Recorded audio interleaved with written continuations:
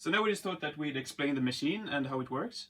So this is the basic setup here, and we use two separate air sources. So I think we can follow the airflow in these two sources and kind of explaining that way. So this inlet will control the pneumatic cylinder, and this cylinder in turn controls the trombone, so the position like this. And here you have a potentiometer that reads the position, so that this microcontroller can tell this piston where to go. So it'll go to a position, and then air will flow through one of these two solenoids and push the cylinder back and forth, and then changing the tone of the trombone. And this is just a manual valve, so that you can control the pressure to the right speed.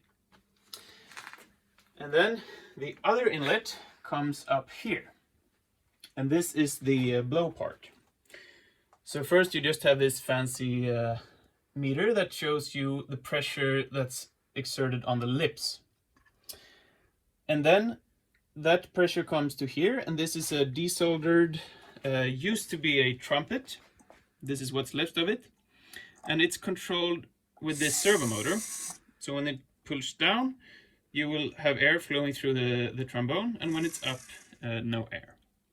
And the string is also attached to an outlet here. And the reason we have this is because this wasn't tight enough for the high pressure. So when we're not playing, we have to release a bit of air so that we don't play all the time.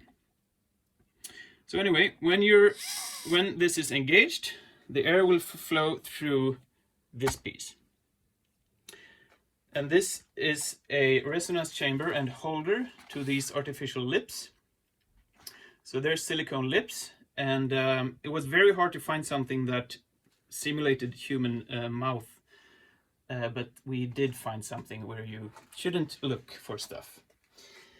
And it's also tunable with these steel wires here and with this stepper motor.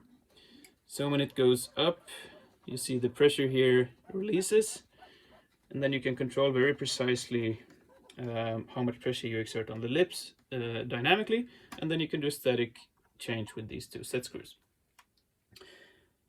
And then you could also move it around, and then when you blow here, you create this vibrating motion that's required for the air to create the trombone sound. And that's basically it. So we have three things to control. We have this stepper motor, we have the air pressure, and we have the actual position. In theory, we should be able to play great songs, just insert a track in the MIDI file. We also program the computer to read MIDI files and then output the right position and everything, but it's very unreliable. So we can't really, like, you can do the exact same thing 2 times and the sound is completely different. So it's too many variables, but at least it makes noise.